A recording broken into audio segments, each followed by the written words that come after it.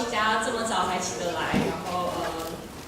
那希望今天早上的分享对大家会有一些帮助。那我不知道大家是不是有先收到一些投影片的那个 slide？ 那因为我昨天听说你们有参加那个台大不一样思考社的 Design Thinking Workshop， 那我发现我本来的版本跟他们会有一部分算蛮大部分的重叠，所以我昨天的时候又稍微重新调整了一下我的内容。那大家也不用太紧张，因为主要都是以图片为主，所以大家就主要就是认真听我讲，然后有什么问题的话，我会尽量留一些时间让大家可以发问。那刚刚也谢谢同学的介绍，那我基本上是在各公司担任产品相关的策略顾问吧，就是可以像是从一个使用者的角度，然后去看说到底使用者的需求跟市场需求在哪，那产品应该要怎样做调整，对使用者而言能够就是更容易符合他们的需求，然后让产品就是在市场上的接受度会更大一点。那所以总观而言的话呢，我真正擅长的东西是什么？其实就是这一次主题的副标 User Experience Innovation。那你可能会想说，这个东西跟产品的策略或产品的定位到底有怎样子的关系？那有这个问题是很理所当然，很多人都会有这样的疑问。那很多人都会问我一个问题，然后这个问题每次都让我非常的困扰，就是说你到底在做些什么事情？你的工作到底是什么？那有些人会以为我就是单纯的设计师，那有些人以为我可能就是专门在画 App 的 wireframe 或是它的架构。那可能跟我合作过的人或熟悉一点我的人呢，他会知道说我可能有点像是一个侦探，然后去把事情抽丝剥茧，去了解事情的脉络跟到底问题发生在哪。那我个人的话呢，会很希望把我自己定位成为像 Steve Jobs， 就是你可以提早的看到市场需求在哪，然后做出一个非常酷炫的产品。那实际上我到底都在做什么呢？听起来其实非常平凡，就是我一直在跟使用者沟通，跟去了解使用者到底在想些什么。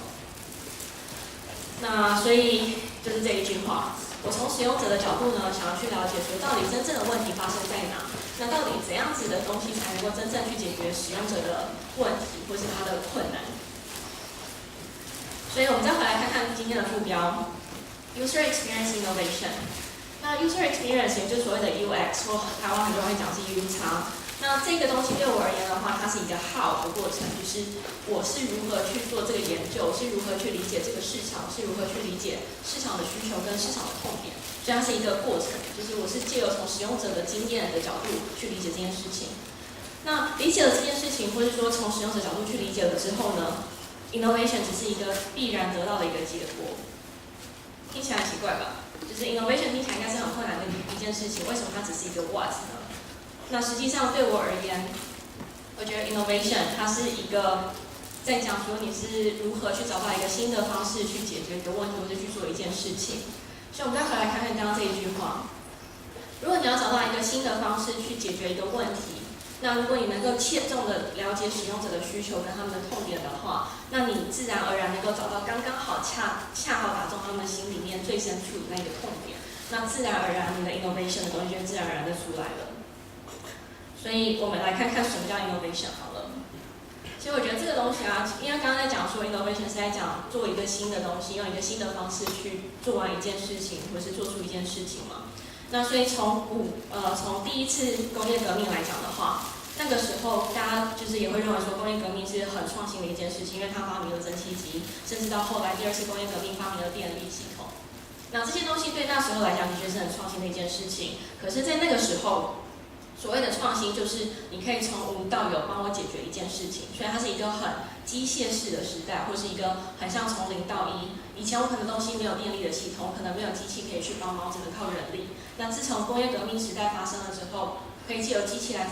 取代人力，所以它对那时候来讲是做一个新的方式去解决一个新的问题。可是现在困难的地方就是我们现在的时代，现在这个时代，大部分的问题都已经被基本的技术可以解决了，或是它至少可以基本上的运作。我们有车，我们有任何的交通工具，我们想要做任何事情，基本上以目前的方式，基本上都可以获得解决的方案。那所以对现在而言，什么叫现在的创新？那其实现在的创新其实更多是在讲一个各种情境下，或是一个使用的体验上面，一个可以更满足你的情境或是你的需求的一种方式。也就是说，它不再是一个全然的从零到一，当然它的技术层面可能会有，可是它更像是针对特定的情境或是特定的一种经验上面去做一个改善，或是就是调整的更好。那我们来看一些例子。以前大家可能也有经历过这个时代，就是以前小时候可能我们都是用 CD player 去听音乐，那时候我们已经可以听得到音乐了，然后也有很多很优秀的可能 singers 就是歌手，或是任何的唱片制作人，他们会弄出很好的歌来听，所以那时候我们已经可以听到任何我们想要听到的音乐。可是，在现在而言的话，你看现在我们可以用手机、用 iPad， 甚至连 Spotify 它也重新定义了所谓的我们听音乐的一种形式。那他真的是在做一个我们之前没有的东西吗？其实并不是，他在做的只是改变了我们本来既有的一种行为，但是它让我们的情境可以更融入在我们的生活中，让听音乐这件事情我们可以随身带着走，甚至我们不见得为了要听某个音乐，还要特地去唱片公司去卖唱片的地方去买一个 CD， 而是你在网络上任何你想听的音乐，你都可以直接 download 直接听。所以现在的创新其实更多时候是在一个把本来就有的东西融入到更好的生活的情境下，然后让你的体验变得更好。那同样的，在金钱方面或是那个 finance 金融上面会有同样的状况，就是以前我们可能从很久以前，从贝壳然后都是金币的时候，那时候就已经有用金币去义务的一种行为了。那我们现在有纸钞。可是现在开始有很多的 mobile payment 或是所谓的行动支付，然后你在网络上用信用卡付款，或是你用手机付款的东西越来越深入到我们生活中。这个东西也是新的吗？它在某种层面上，它是用新的方式来定义我们用金钱交易的一种行为。那这也是像我刚刚讲的，就是其实现在创新很多都是从一种体验、一种融入生活的方式去做出来的。再来。我们所谓的就是叫什么通讯系统。那以前的话，可能在很久以前我们并没有手机的时候，甚至可能是用 BB call， 或者是只有在家里面有线电话。那偶尔在路边可能会看到一个电话亭。那现在的话呢，也是让你的通讯的方式变得更容易的生活中，你可以随时随地拿起你的行动电话，然后随时随地打电话。那让这件事情就随时随地、任何时刻都可以发生在你的生活中，然后完全融入到你的生活里。所以重新来看一下创新，我觉得创新现在很多时候是会围绕在这几个项目上面，它无疑的就是包括说你要更容易去取得，然后更容易的去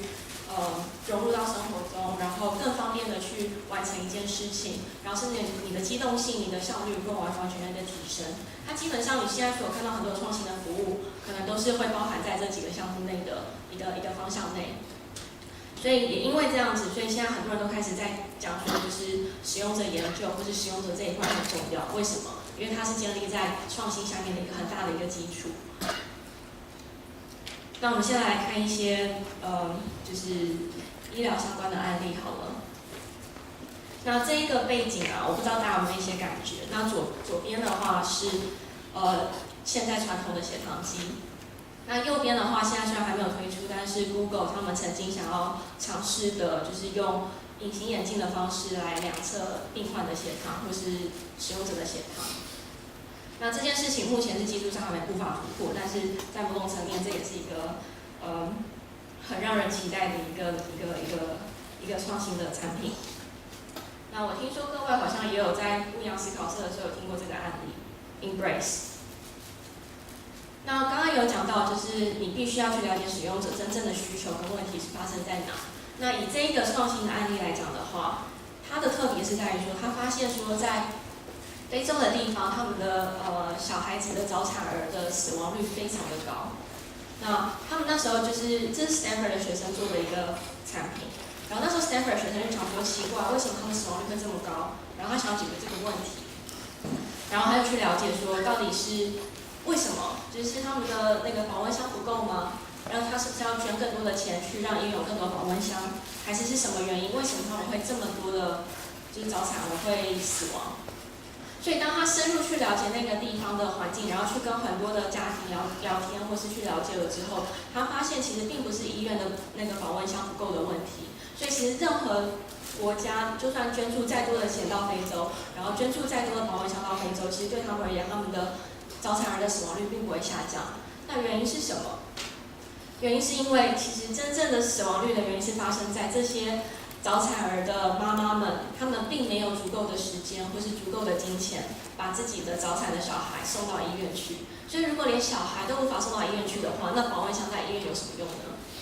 所以当那个 Stanford 的学生他发现到了这个很根本的问题之后，他又觉得说不对，就是有保温箱再多都没有用。那他们需要的东西反而是要如何帮助这些很穷困的家庭，让他们尽管很穷困，然后尽管他们家离市区很远，然后也没有交通的方式可以到达医院，他们在家里就可以让他的小孩获得基本的保温，让他的小孩有基本的保温之后能够存活下来，让存活率提高一点。所以他们做出了一个非常非常简便、一个携带式的一个保温袋。那我是假设大家已经听过这个个案了，所以我就没有再放影片。那基本上这个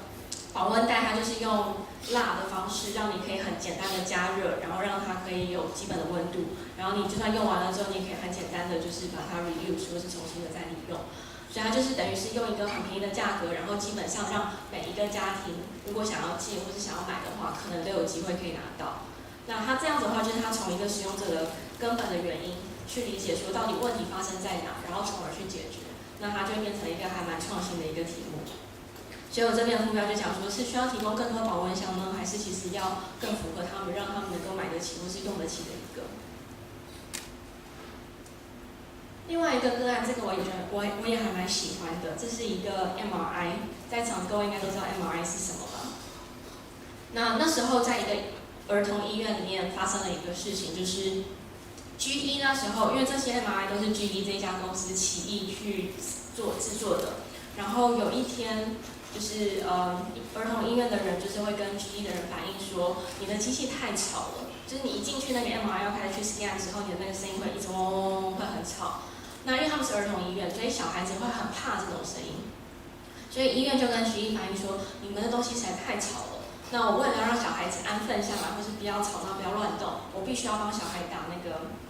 镇定剂或是安定剂，甚至就是一些这种其实对小孩来讲不见得是很好的方式，让小孩能够安定下来。所以当医院这样子跟 GE 反映了之后呢，然后 GE 的工程师就跑去医院了一趟，他想要去了解说，我设计的产品，我设计这么好的 MRI 的机器，怎么可能会有这么大的问题？就他那时候有点不太相信，说为什么他设计的东西会到医院这样子来反映的一个程度。然后他去了医院当场之后呢，他就看到了一个现象，一个景象，就是一个小孩拉着妈妈的衣角，然后狂哭着说他不要上去那台机器。尽管他还没上去，也还不知道机器进去之后会有怎样的声音，他都完全不知道。可是他就开始狂哭，所以这个工程师就开始觉得就是有点意外，就觉得说天啊，怎么会发生这种事情？那时候他面临了两个选择，就是他面临了一个选择，就是如果他要把 MRI 的机器的噪音降低，因为一开始小孩子怕那个噪音嘛，他如果要把那个噪音降低，让小孩子比较不会受噪音干扰的话，那他这个工程上面或者技术上面，他必须要花至少1年的时间，才有办法让那噪音降低到一定的标准以下，而且那个 cost 那个花费会是非常非常高的一个花费。那医院其实他当下并不见得能够付得起。所以那时候就逼着 GE 的工程师，他必须要去想另外的解决方法。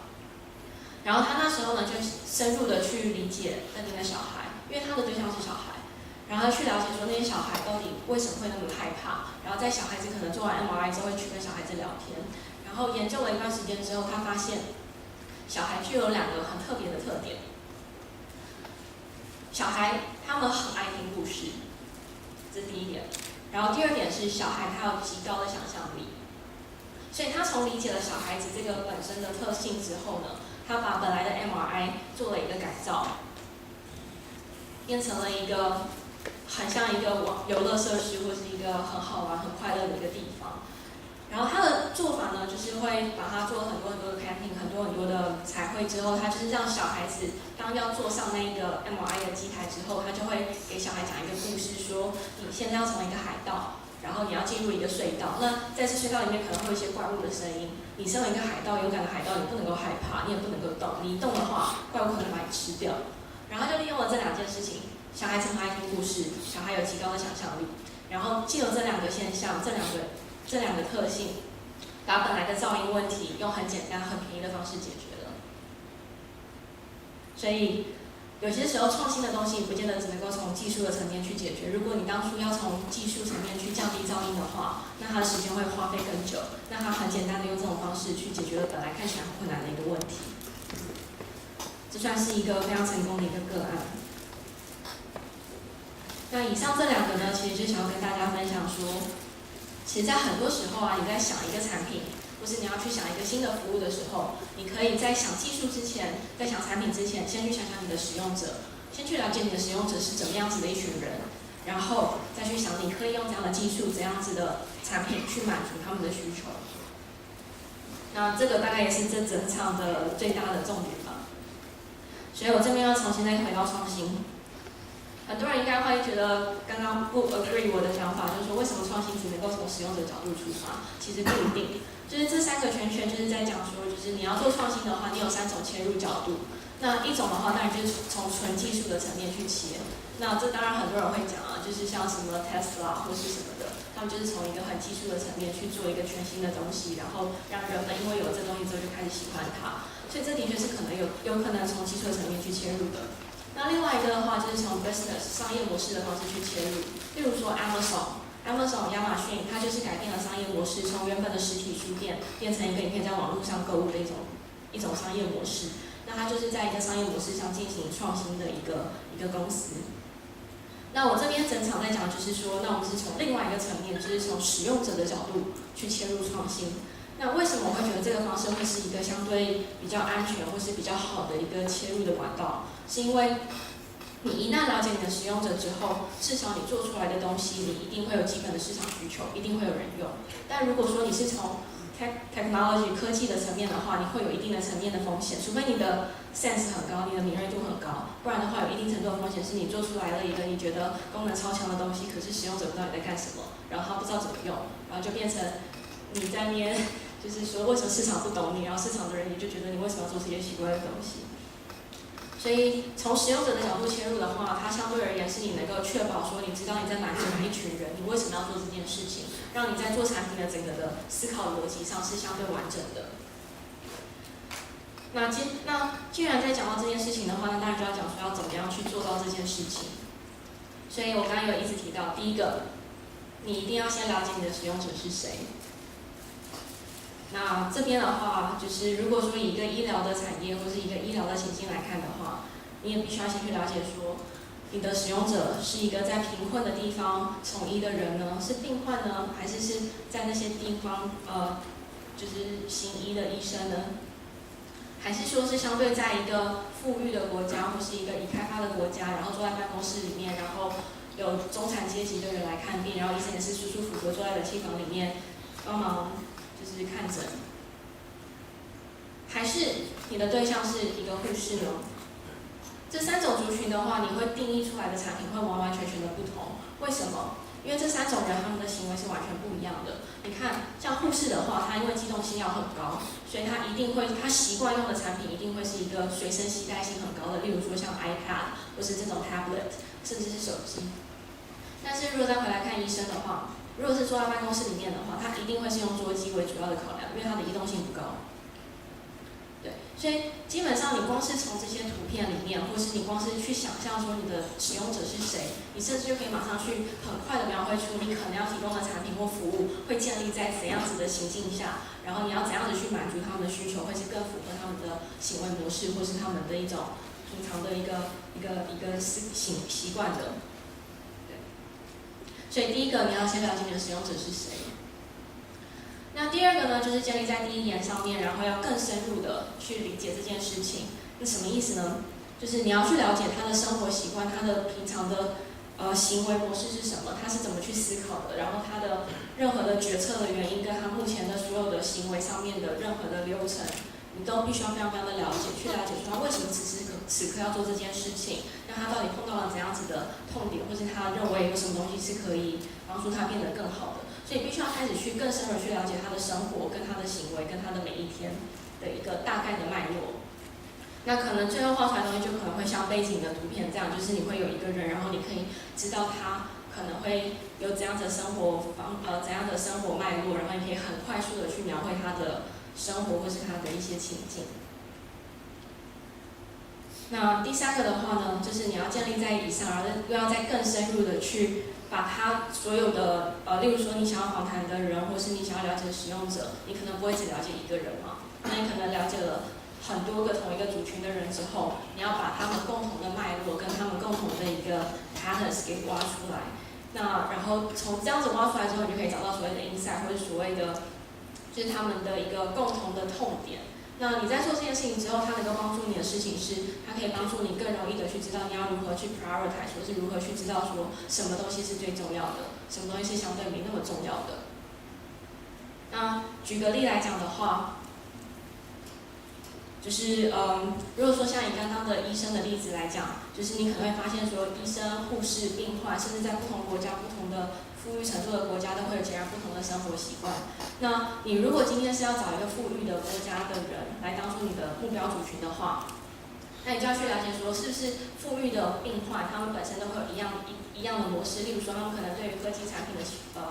熟悉度会很高。所以他们在做很多，例如说预约或者是看诊的一些服务上面，他们都习惯用 digitalize，就是比较科技的方式去接触。那这样的话，你在了解它的这一些 pattern， 说它这些脉络之后，你在做产品的话，或者在做产品定位的时候，你就更容易知道说，就这样的方式可以更快的让他们去知道该怎么样用这个东西，或是这样子的东西到底要怎样子更快的让他们能够去获得改善或是提升他们本来的效率。所以这一块其实听起来很简单，但实际上也是所有的部分中最困难的一部分，因为你必须要能够判断说什么资讯是重要的，然后什么资讯相对没那么重要的，甚至很多时候是使用者讲的话，你也不见得要完全听。就像有一句话很有名，就是说，就是你不能够问别人想要什么，因为他只会回答你要更快的一匹马。那这句话就是使用者他可能会这样讲，就是他说他想要一匹更快的马，但实际上最难的部分是你要能够判断出他真的是只是想要一匹更快的马吗？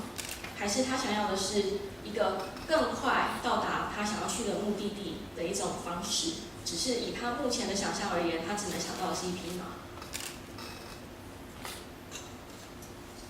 所以这一件事情听起来很简单，但实际上它最难的地方是你要能够判断他们讲的话背后的话代表是什么意思，他们真正背后的需求是什么，并不是说他想要一匹更快的马，你就要给他一匹更快的马，而是你要去了解他背后的脉络，去了解说他为什么想要一匹更快的马。然后你了解多一点之后，或是问了更深了一点之后，你可能会发现说，他其实想要的不是一匹更快的马，他想要是一个更快到达目的地的方式。那或许你这样就可以去想到说，那是不是可以弄一个任意门，或是一个炮弹弹射机，把你一次弹到你的目的地，甚至是现在的交通工具，可能汽车，可能飞机，或是轮船，或是任何的东西。所以当你能够把这个问题定义好，当你能够去理解这个问题背后真正的脉络的时候，你相对而言，你最后你想要去想一个新的产品、新的服务，你的想象力是可以很高的，而且这些东西是完完全全可以满足他们真正最核心想要的需求的。所以这件事情其实是很需要一些练习的吧。像这张背景图啊，也是我在路边拍的，就是你认真观察，其实路边生活中会有很多类似的小脉络可循。例如说像这个烟蒂，很有趣，我现在也不知道为什么，就是当大家在抽烟丢烟蒂之后，会发现他们很容易会想要丢在就是靠墙的一个地方，就你会发现它会有一个很明显的一个界限，就是那条界限以上就充满了烟蒂，然后下面就都没有烟蒂。那像这件事情就是一个很奇怪的事情，但是它本身也代表一种脉络。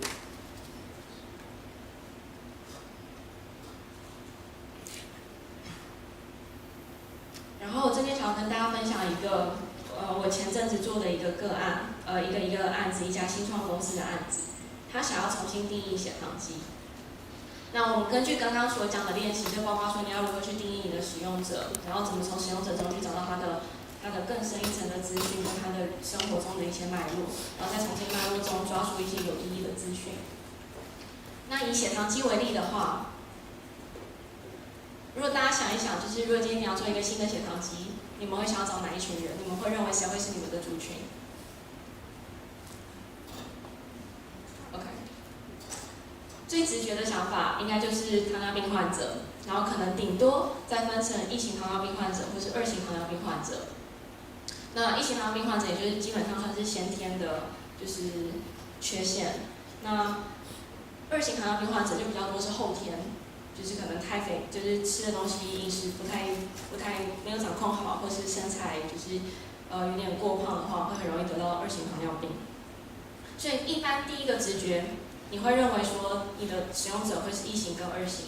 可是实际上你真的在做这种研究的时候，你要去了解的是他的行为本身。所以如果以我来讲的话，我来定义的话，我甚至会包括说，所有会量血糖的人都算是在我要了解的研究范围内。那这群人你会想说，还有谁会量血糖？谁会想去扎针，然后让自己见血，然后去量血糖？那实际上是有的，很极端。例如说，运动员，他会借由控制血糖来维持自己的身体状况跟体重。就是想要减肥的那种很极端的减肥者，他可能也会量血糖。那可能你会想说，那这样跟我血糖机就是没有那么直接相关，为什么需要去问他们？那实际上是，当你去问了他们这一群有这个行为的人之后，你可能会发现说，你的血糖机甚至不见得只能定义给糖尿病患者用，甚至它有可能跳脱这个框架，然后是能够给更多就是甚至想要减肥的在场的你跟我都有可能会是成为它的使用者。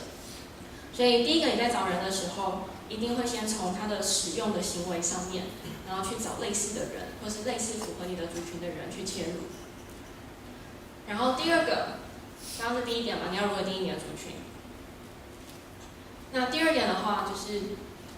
你要如何去了解他的生活跟脉络。那如果以一个研究方法而言的话，那基本上也就是会去了解说他们平常在什么时候会量血糖，那他们会怎么量血糖，用怎样的方式去量血糖。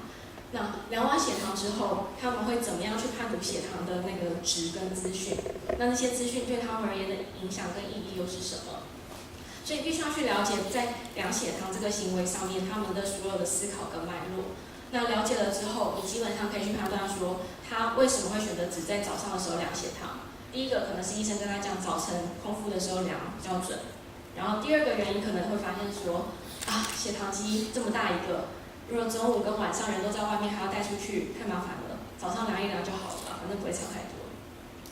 这可能是很多你在问了第二层之后，发现他们会给你的答案。第一层他也就说医生说量早上就好了，对。可是当你再问更深一点之后，你会发现其实本身的问题可能是出在他们本身并不想要带血糖机出门，或者是他们不想要在外面量血糖。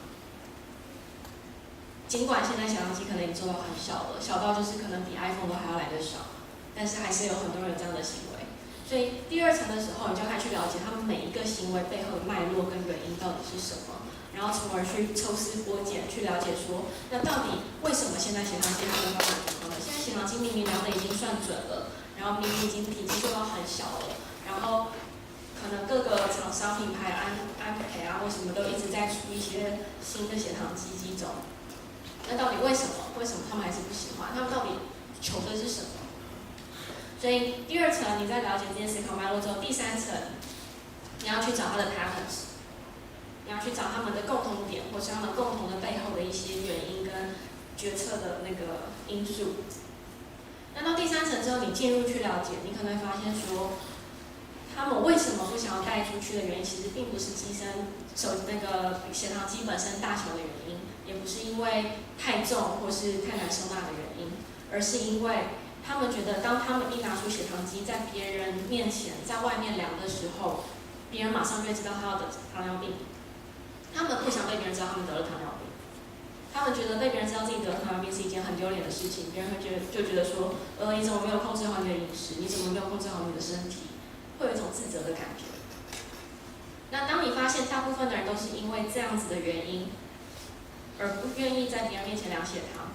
然后甚至是因为这样子而就是害怕量血糖，因为他不想去面对自己的血糖没有控制好这件事情。那如果你再换一个角度想，从这个脉络往下去换一个角度想，如果今天我做出一个完全不像血糖机的血糖机，或是我做一个很 fashion 的血糖机，就是你一拿出来就像是你一拿出最新的 iPhone 6，或是最新的一个机种，然后别人还会很兴奋，会说，这是什么东西，看起来好酷。那这样是不是能够改变他们对于血糖机的一些基本的认知，跟他们本身的一些不愿意量血糖的一些根本的一些原因？那这件事情是肯定的，因为我那时候做这个专案，然后他的确本身是在外观上面做了很大的调整。然后他们那时候在看到这个新型的血糖机的时候，都很兴奋的想说，哦，这个好像积木哦，或者说，哎，这东西很好玩，我想要推荐给我朋友。而且他们还说要推荐的朋友不是糖尿病患者，而是一般就是可能看起来很健康的我们。那你这时候就会在问说为什么？那其实你会发现，其实现在糖尿病的这个控制上面是碰到了一个，也不能说是瓶颈，但它就是有一个现象，就是当你一旦得了糖尿病，你就得了糖尿病了，你无法再恢复到健康的身体。所以对他们而言，他们一开始量血糖的意义只在于说，哦，我要知道我的血糖的变化会是如何。只要我能够在前期的时候我认真量血糖，然后我知道我的变化，我知道我吃什么东西会幅度很高很低，然后我知道我什么时候低血糖的时候会出现怎样的症状。当他能够去理解，或是他能够掌握他的脉络之后，他就会不量血糖了，因为他会觉得说，反正我再怎么量也没用啊，我就是已经得了糖尿病，我只要能够控制好我的血糖，应该就好了吧。所以这其实也是很多糖尿病患他们的心里面的声音，就是他们会觉得，既然已经得了，已经没办法，他们只能够做到最好的控制。可是只要他们一旦了解他们身体的变化，他们就已经可以做到很好的控制。所以血糖机就只有在前面的时候认真去帮助他们了解他们身体的变化幅度有用，然后等到这一段阶段过后，他们就不会再用血糖机了，或是他们会不太想要再用，或是懒得用，可能就是只有回诊的时候3个月回诊一次，那回诊的时候抽个血，知道自己血糖变化就好。所以，从这种角度来讲的话，就是你会发现说，其实真正对糖尿病患而言，真正最好的东西，或是应该说对人们而言，真正最好的东西，并不是帮助他们监控血糖，而是让他们能够避免自己的血糖就是过高，或是让他们避免他们变成糖尿病患者。所以其实从一个监控血糖的产品，它是不是有可能可以再扩大到变成是让我们可以预防，就是血糖过高或过低的一个产品，就是预防糖尿病的一个发生。就是如果你今天能够把这个东西，就是改变它的定位，然后改变它在市场上的一个印象，那它甚至在某种层面是可以做出一些更大的影响，甚至让一般的人们他们在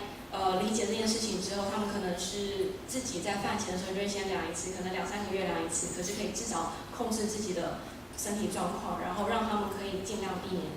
得到糖尿病。所以这基本上这整个脉络就是你整个在做所谓的使用者研究，或者所谓的有人也会讲是 UX 或是 UX， 那也会有人讲是使用者体验设计之类的东西。那基本上这整个东西的脉络就是你要先了解你的使用者，然后你要先定义你的使用者，了解使用者，然后从了解使用者背后的思考脉络跟行为模式，然后再从思考脉络跟行为模式背后再去抓出他们真正的最在意的东西是什么，跟你的产品到底要怎么样去解决他们真正的问题，让他们真正能够获得改善。那这整个脉络，以一个实际上的例子来讲，大概是这样。我这边比较没有讲太多就是方法论的东西，比较像是在讲概念。那所以其实我会觉得我当初会设计说 Design for Care， 然后我觉得它是因为它可以从生活周遭任何一个方式，你都可以开始去执行这件事情，包括你可以观察你生活周遭的老人，可能是你家里面的老人，然后去看看他到底有这样的行为，或是他到底有这样的需求，他到底碰到这样痛点，他是不是常常忘记准时吃药，或是他可能常常会手会抖，然后东西又握不稳。那这些东西都是你可以从生活中开始去想，然后甚至有可能是可以从医学的角度，或是任何科技的方式可以去获得改善的。好像有点讲太快了，因为我刚刚以为时间有点耽误到了。大家好像有点累耶，我本来还有准备一个小练习，就是使用者研究这件事情是很需要练习的。那既然时间有的话，那我可以请大家跟我一起来走这个流程吗？那各位身上有笔或纸吗 ？OK， 那可以请各位拿出笔跟纸。然后我这边要请各位帮一个忙，就是等一下这一段影片呢，它会讲述一个老人的生活，然后我希望各位从你们的观众的眼光，尽量尽量就是很挑剔的去想想看说，这个老人他需要什么。那从你们的角度，你们可以提供怎样的服务来改善这老人的生活？就试着观察看看，好吗？因为刚刚讲的听起来都很简单，但真的要实际做一次才会有感觉。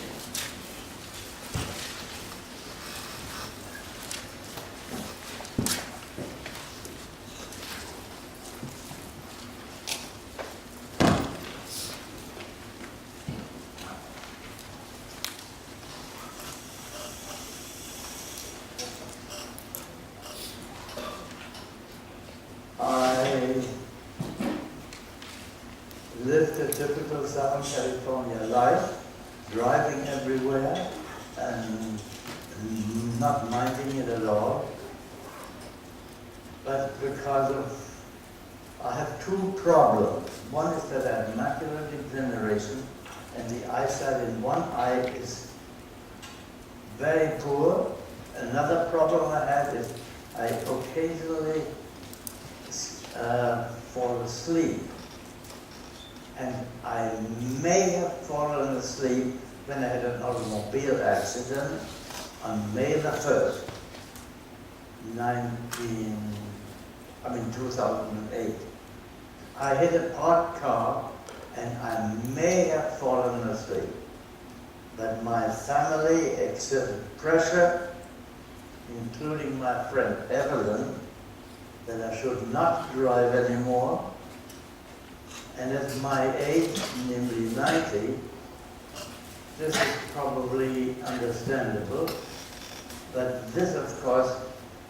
in Southern California is a big problem, where you go everywhere by car. So I am fortunate to find people to drive me. My friend Evelyn drives me places. And there are senior tickets for taxis, so I can continue going to a gym where I do go normally 3 times a week. And I think that going to the gym has a lot to do with my ability to function normally or near normally, walking, and that sort of thing. I'm taking this medication because about a year ago I had gout. Like Frederick the Great. They did a lot of those tests quickly, which is sort of the key here. One of the things people can sort of pay attention to is exactly what the nature of this collapse. Take a look at it and sort of break it down for you. And then the country is sealed. As a result. But the Attorney General collapsed last night. In your words, you can see he fell to his right side a little bit and then slumped down to the floor. We were walking. We heard newsboys yelling, "Extra, extra, Adolf Hitler, the new Chancellor," in German, of course. Adolf Hitler, the new Chancellor. And that's how we found out that Hitler had been appointed simply in England. And I was 19 when I came to the United States with a ticket that we could buy in Germany with money that we couldn't take out of Germany. I had a wonderful trip, and when I landed in New York, then I had very little money.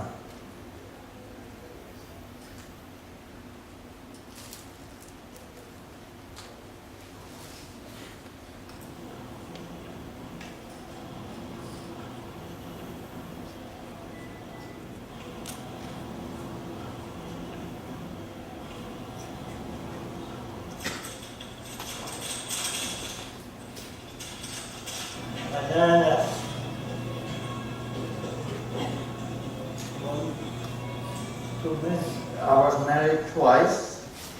I married Charlotte Adler, who my family knew.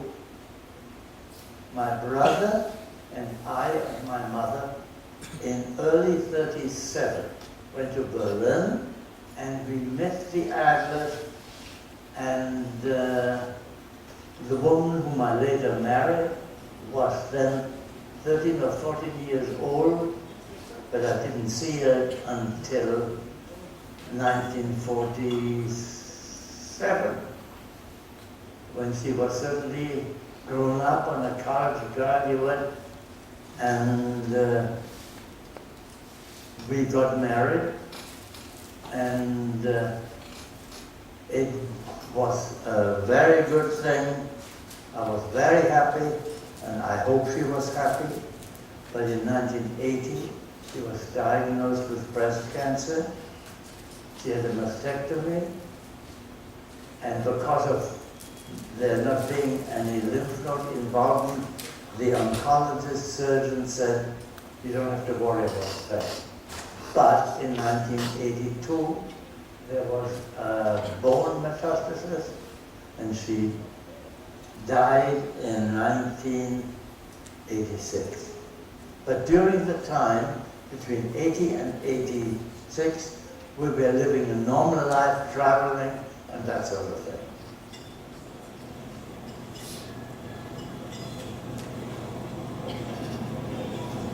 For tomorrow morning breakfast, maybe I get some berries or something.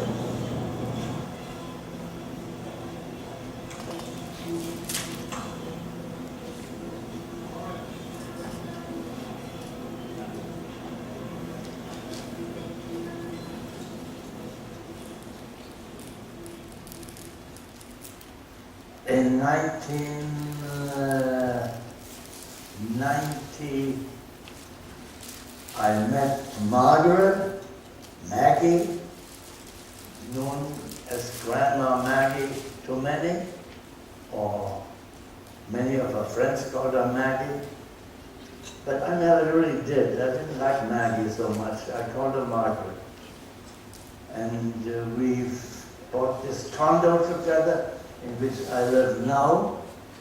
But we traveled. We went to China together. We went to Europe several times, and so forth and so on. She was born in Mainz, in Germany, and she was distantly related to Charlotte by marriage. In 1990, we were invited by the city of Frankfurt because they had a program whereby people who were refugees during the Nazi time were invited by the city, and we went to Frankfurt, and she went with me. We were not really married yet, but she came as my companion and had a very good time. In 1991 we got married, but she had been a heavy smoker ever since he came here from England in 1944, and she died of lung cancer in 1999. She was not ill very long, 3 months maybe, but of course for me it naturally was a very great blow when your grandmother died. And this is now already 8 years. She died in 1999, and now it's already 9 years. It will be 10 years in the near future. She died in September.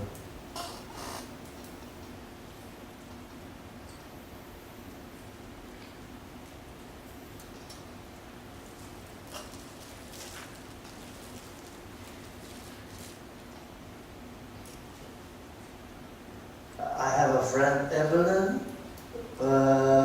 whom I had known for a long time as a client. And after Margaret died, eventually we drifted together because her husband had died also, and now we are getting together occasionally and see each other, not every day, but nearly every day. It's an Argyle book, but it isn't really Argyle. You know what Argyle looks like. It's like, you know, it isn't like that. Maybe a giveaway. That's the price, so you know, not a lot of nice stuff in it, you know.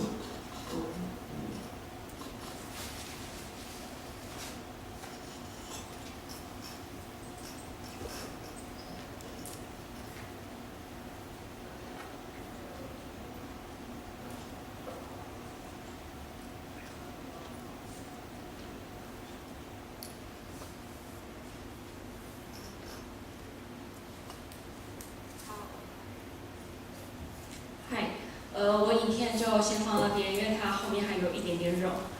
那有人有看到什么东西吗？有没有人自愿稍微分享一下？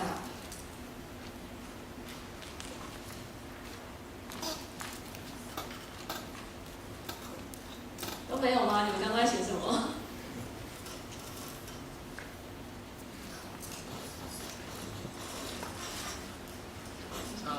看起来这个老先生还算是比较标准的，就是说高龄者该有的一些行动问题，他反应相对缓，比较迟缓一点。那一些内分泌相关的有一些疾病要注意的。那他是从德国来的，两个老婆也都是德国人。对。目前看起来跟他前客户是稍微这个有互助。那你觉得他需要什么？就你刚刚讲了一些东西，那你觉得如果你今天要弄一个服务给他，或是你觉得他需要怎样的东西来帮助他变得更好？例如说，刚刚有提到行动不便嘛，那或许在这个地方，你就会发现他会固定去到一些地方，例如说像超市，或是理发店，或是朋友家，或是健身房。那是有没有什么方法可以让他能够更简单的方式，可以直接到那地方，甚至不需要朋友载他？因为目前是朋友要载他嘛。他有提啊，他有那个，他不能开车。计程车的时候。对，那就是变成是那他有没有其他的方式可以帮助他？如果是脚的问题的话，那是他在家里面移动的时候也会是个问题啊。只是他目前讲的只有在外面移动的时候有这个东西，可是他在家里面的时候，可能也会需要类似的东西去帮助他变得更好。对，那这可能是针对他的移动上面。那有没有其他人看到哪一个其他层面？目前看到他事实上他为什么会有这种外出的一个需求哦？那这外出的需求就等于说，第一个他要购物，他要买一些水果之类的，这种购物的需求。那第二个部分的话呢，是他可能要外出去做健身。那第三个是说，因为他有痛风，所以他要去医院拿药哦。所以我觉得说这样的交通需求的话呢，事实上它只是个形式而已。如果能够满足他在吃的这个需求，他在看医的需求，那还有他健身的需求的话，未必需要离开家那么远。那假设需要离开家里那么远的话呢，事实上因为这要解决他的需求，那也可以比如说像排出一个这种他可以把他的这种交通的需求呢排出一个表，通过一个云端的方式，那这时候市政府可以安排一种定期的一种公车的巴士，然后解决掉这些问题。那此外的话呢，还跟说人不可能是独居，必须要有一些朋友之间的一种互动关怀。所以这是我们目前政府在推，就是老人身上可以慢慢形成这种关怀互动的一种群体。所以等于说基本上来讲，因为老人家他还是有食衣住行上的需求，但是食衣住行上的需求的话呢，那应该有获得一个实质的满足，交通智商都是一个其次的一个工具。哇，看得很深哦。因为像刚刚它里面一直会讲到说，就是他的前任多任的女性朋友们，就是可能因为癌症而去世，然后甚至他理发的时候，你会发现他头发明明就还没有多长，就是剪完跟没剪好像也没有差多少。所以其实在某种层面，他尽管嘴巴没有很直接的讲出来，可是他其实在很多层面都讲到说，他其实心里面是希望有人去跟他讲话或是互动的。所以我觉得刚刚这位讲得非常非常好，就是把很多层面直接都串在一起了。那还有同学吗？请。其实我看到的是一个，就是说像他在购物的时候，他可能会就是很高的，然后是一个变化，那他在就是要体现的时候，他可能没有办法看清。那这样是不是有可能设计的装置，或者说用什么方式，然后让他能够去了解那个东西，他是不是他需要的，然后他在购物的时候能够比较适当的。OK， 这位同学讲的很好，他讲的是老人在购物的时候，因为购物的那个产品的标签太小了，所以在影片中会看到他可能在超市里面会把一个东西拿下来，拿近一点看一看，然后再把它放回去，发现不是他要的东西。所以这位同学讲的是，那是不是有一个方法可以让购物的时候，让老人可以更简单的去判断一个食物或是一个东西是他要的？那其实你在更认真看的话，其实刚比较少讲到的是在他在家里面的时候，因为我之前可能播的时候都会有些同学会讲到说，就是他的家里面很多的药，那同样的标签的问题，他的药他真的看得清楚，然后他的药是一整个桌子上全部都是放药，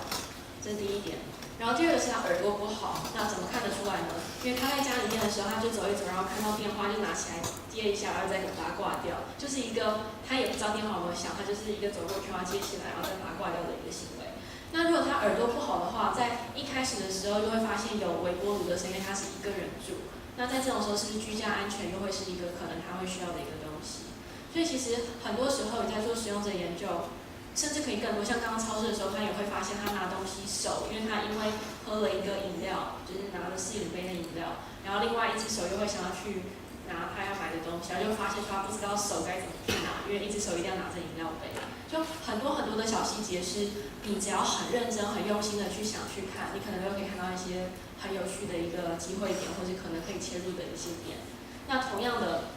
再讲到情感层面，就是这老先生他讲说，他认为健身对他而言是很有帮助的。那其实这件事情啊，我个人的想法是，因为他前面有很多对他而言很重要的人，因为身体不好，可能癌症而去世。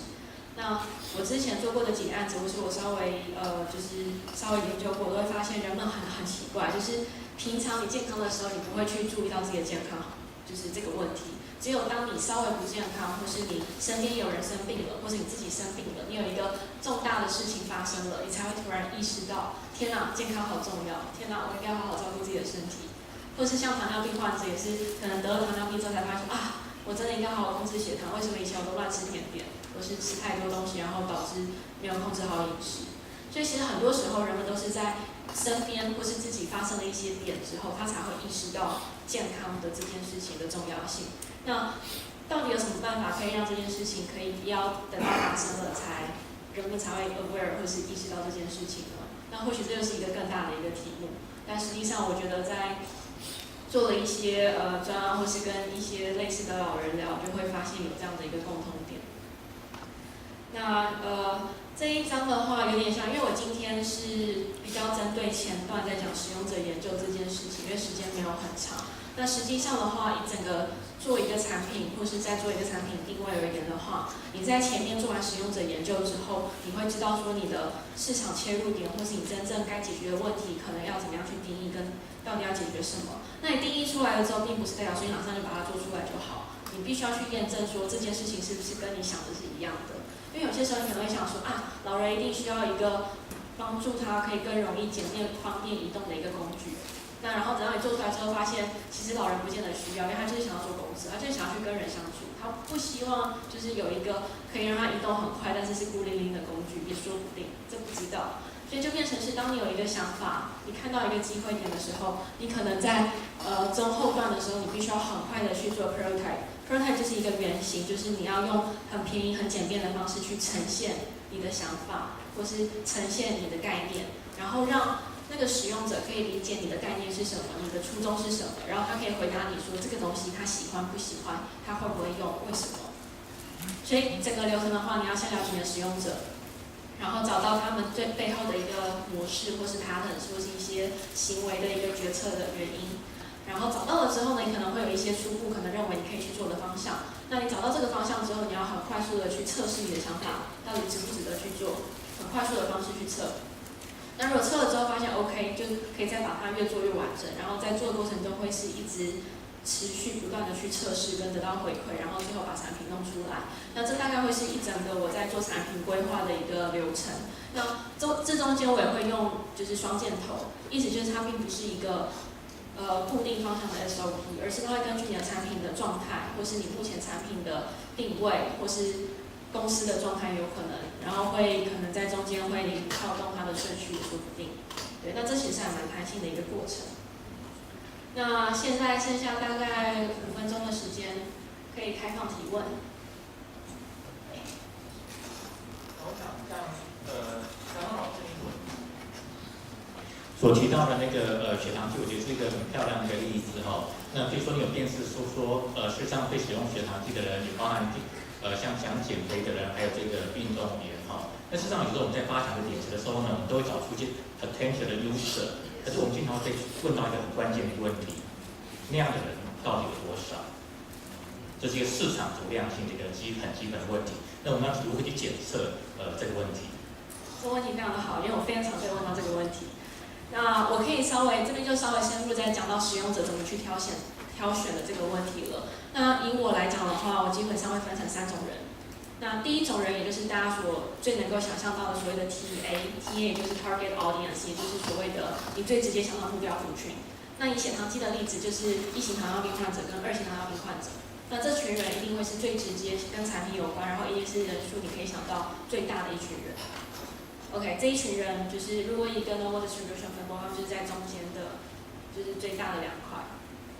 那另外第2群人会是什么人？他是所谓的 extreme users， 就是极端的用户。那极端的用户他的意思是什么？就是他可能有类似的行为，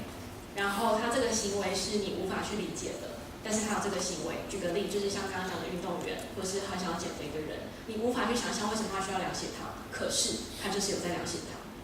他尽管量的频率没有像糖尿病患者必须每天监控，可是他就是可能1个月或是需要的时候就会量一下，然后确定自己的血糖是控制在一定的程度下面。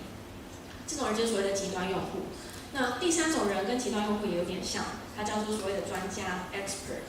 那 expert 的目的呢，就是他是属于在这个领域里面非常非常专业的人。举个例，可能以血糖机来讲的话，可能就是同时是医生，然后他自己也是糖尿病患者，说不定。那他就是同时很了解糖尿病本身，让他自己也是患者的人。那专家这一群人的话，他的目的就是你可以从专家的角色，你可以很快速的去理解这整件事情的脉络，然后以及从专家的角度怎么样子去做，他的解决方法是更好的。那刚刚问的问题是说，那极端使用者他的人数那么少，我为什么可以拿他来当做一个参考的对象？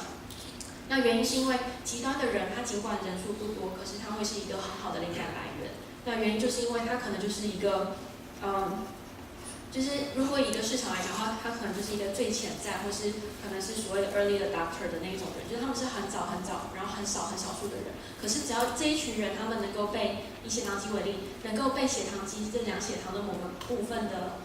意义或价值给吸引住的话，那在某种层面，是不是你如果把这个价值放大，它是不是有可能可以吸引到可能在座的你我，或是任何人？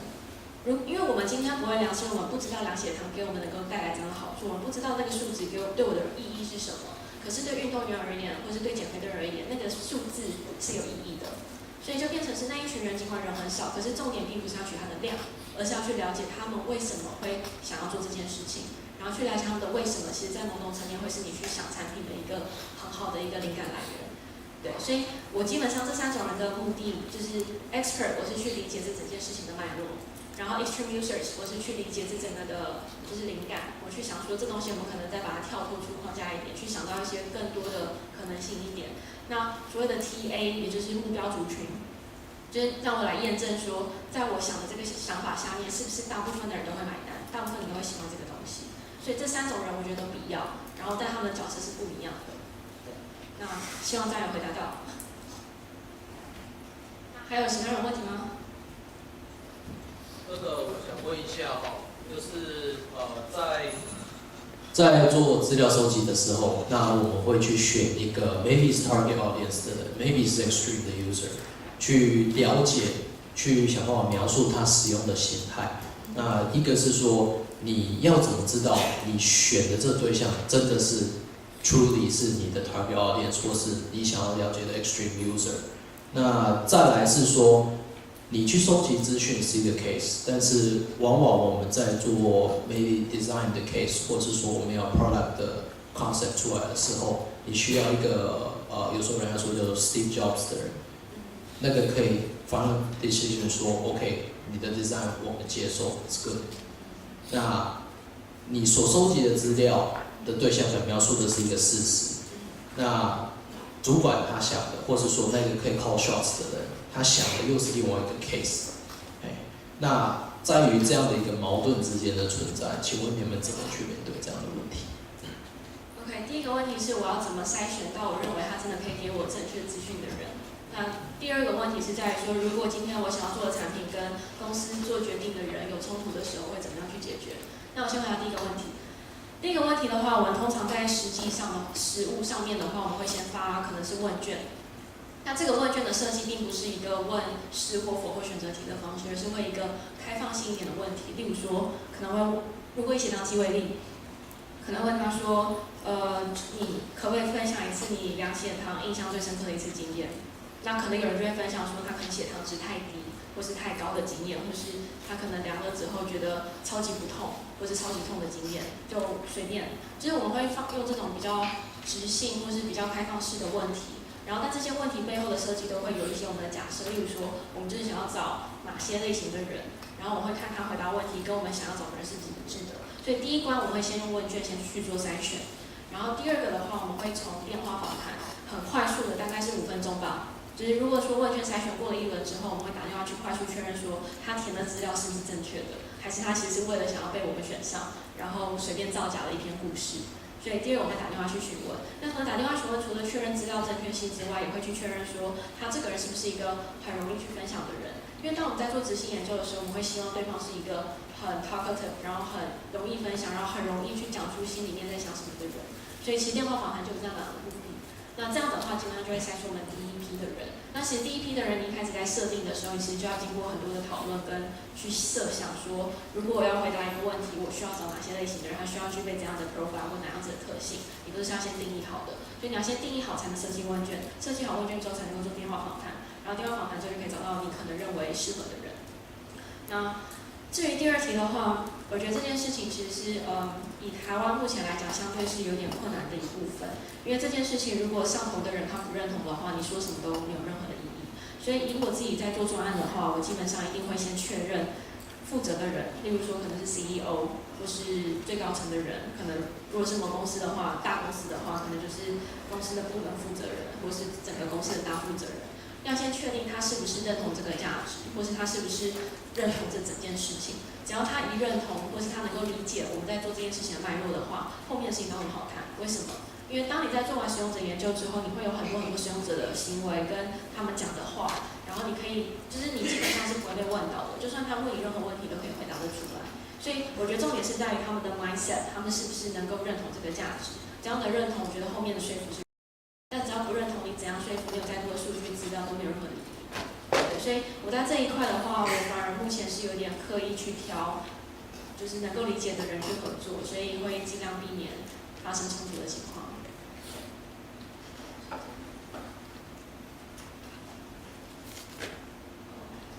时间到了，那就有问题的人就在私底下来问我吧。